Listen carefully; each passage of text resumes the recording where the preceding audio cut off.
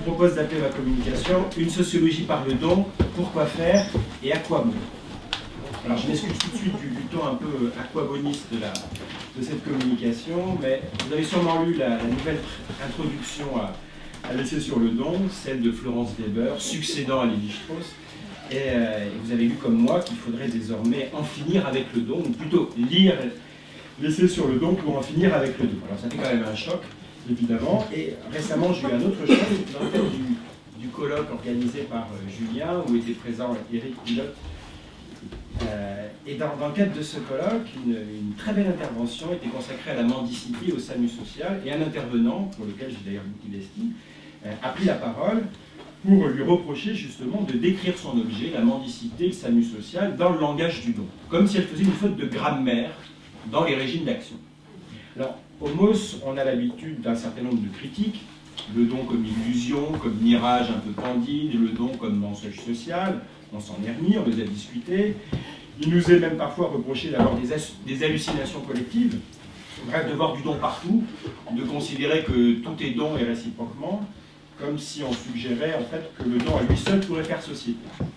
Alors, on va passer sur la critique classique de l'illusion du mensonge social, c'est la vieille querelle de l'intérêt et du désintéressement, on en a reparlé d'ailleurs ce matin. Un mot juste sur l'hallucination. Je pense que jamais nous, alors c'est un nous très inclusif, s'ils reconnaîtront ceux qui le voudront, jamais nous n'avons prétendu que tout serait don, mais simplement que le don existe encore, et que quel que soit cela, bien sûr, quelle que soit la prégnance d'autres formes de relations d'intérêt, de relations de pouvoir. Qu'est-ce que je veux dire par là? J'essaie de clarifier un petit peu, pour moi, déjà, le projet du MOS tel que je l'entends. C'est-à-dire que le don, il est pour nous l'une des modalités du rapport social. Il est un objet que nous traquons, on donne presque des primes lorsqu'on arrive à le trouver dans les sphères sociales où on l'attend le moins, notamment dans la sphère du travail, des organisations, etc. Et c'était la perspective du livre, La société vue du don, reprendre les champs classiques de la sociologie, la famille, le travail, la religion, la santé, l'art, pour essayer de voir dans quelle mesure on peut appréhender les relations qui s'y nouent dans le langage du don, dans la perspective du don. Mais les deux premières critiques par lesquelles j'ai commencé mon exposé, elles sont un peu différentes, parce que qu'est-ce qu'elles nous disent? Qu'est-ce qu'elles nous opposent en tous les cas? Elles nous opposent la chose suivante, c'est est-ce que le langage du don, est-ce que son concept, si jamais le concept de don existe, est-ce qu'il est adéquat pour décrire, pour analyser les relations humaines en général, ou du moins certaines d'entre elles? Est-ce que le langage du don est fécond et heuristique pour étudier ceux qui circulent entre les hommes, pour parler comme Jacques? Et je crois que cette critique, il faut la prendre au sérieux, parce qu'on n'est pas clair d'un certain point de vue. Qu'est-ce que je veux dire par là?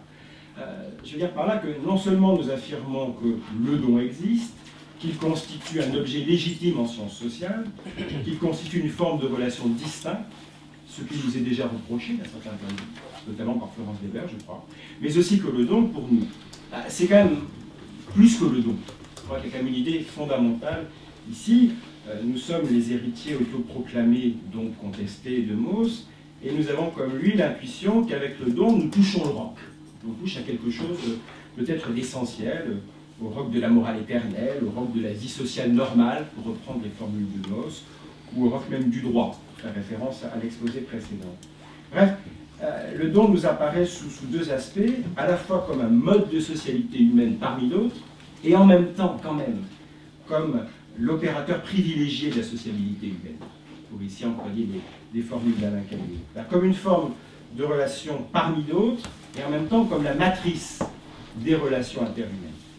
Et donc il y a cette tension qui me paraît essentielle à éclaircir, du don à la fois comme un objet, et en même temps justement comme un paradigme. Ce qui fait qu'on est toujours à cheval entre une sociologie locale ou régionale, et en même temps une sociologie ou une anthropologie générale. C'est une vraie difficulté. Les deux faces, elles sont en tension, et comment essayer de travailler un petit peu cette tension? C'est un peu ce que j'ai essayé de faire dans la préface et la postface de l'ouvrage La société vue du don. J'ai essayé de proposer un plaidoyer pour une sociologie par le don. Alors, en quoi peut consister cette chose étrange d'une sociologie par le don? Je crois qu'elle consiste en deux choses, en tous les cas en deux étapes. Ce qu'elle propose, d'abord, c'est de chausser d'autres lunettes pour regarder le monde social. Elle propose de lire en clé de don la petite musique ou la grande musique que jouent les acteurs sociaux. Et par là même, elle essaye, grâce à ses lunettes du don, de dégager ce que le don donne à voir. Alors, il y a d'autres lunettes, les lunettes de l'intérêt ou du pouvoir, qui ne nous permettent pas de voir un certain nombre de choses. Donc, on peut le dire d'un point de vue méthodologique, c'est-à-dire que une sociologie par le don fait le pari méthodologique de l'homo donator. On va observer le monde social en mettant en scène, pas simplement l'homo economicus, mais l'homo donator. Une perspective idéatypique d'un certain point, ou typiquement idéalisante. Mais je crois, en même temps, pour la raison que je viens de rappeler, qu'il ne s'agit pas simplement d'une posture méthodologique. Il ne s'agit pas simplement de chausser des lunettes ou d'autres lunettes. Il ne s'agit pas d'un simple perspectivisme. Moi, ce qui m'a frappé en relisant les différents textes qu'on a réunis, c'est que si les lunettes du don, elles apportent une réelle intelligence de la délicate essence du social, eh bien c'est peut-être parce que de façon frappante, toutes les relations sociales, elles semblent modaliser les différents éléments constitutifs de la relation du don. Et donc l'hypothèse de travail que j'ai suggérée, que je voudrais un peu développer très rapidement, c'est que bien sûr, tout n'est pas don. Rappelons-le, tout n'est pas don. Mais en même temps, je crois qu'il n'est pas illégitime de faire le pari que les autres modalités du rapport social, qui ne sont pas du don, elles ne peuvent être comprises sans le don. Et même que les autres modalités du rapport social peuvent peut-être analytiquement, peut-être génétiquement aussi, faudrait voir, qu'elles peuvent analytiquement justement s'en déduire.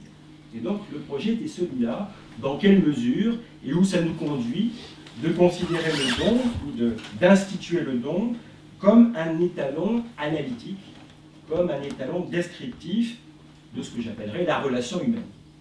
Je laisse de côté un autre volet important, qui est sa dimension d'étalon non pas simplement analytique ou descriptif, mais également d'étalon normatif. Alors, avant d'arriver à mon point de fuite, qui va constituer un schéma assez incertain et un peu illisible, je voudrais quand même revenir sur notre roc, sur ce statut matriciel du droit. Pourquoi on donne ce privilège particulier au droit. Alors, en relisant l'essai, je suis retombé sur cette formule de Gauss. Elle est tout à la fin et dans la conclusion, lorsqu'il décrit le moment du don sous cette formule-là.